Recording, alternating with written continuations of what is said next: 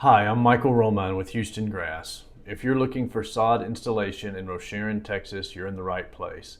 We serve Rosharon and the surrounding Brazoria County area with premium Texas-grown turf grass. The right grass depends on your sunlight, your shade, and how you use your property. We offer Raleigh St. Augustine, Palmetto St. Augustine, Cobalt St. Augustine, Tifway 419 Bermuda, and Zoysia options like Palisades, Emerald, and Cavalier. If your yard has shade, Palmetto or Cobalt may be the best fit. If you want something durable and easy to care for in more sun, Raleigh or Palisades may be a great choice. And if you need a tough grass for full sun and heavier traffic, Tifway 419 Bermuda is often a strong option.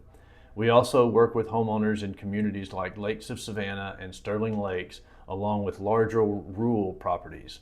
In many HOA communities, front yard grass requirements may be specific, so it's always a smart idea to check before you choose. If you're not sure what grass is best for your property, we can help you find the right solution. At Houston Grass, we help you choose the right grass and get your lawn started the right way.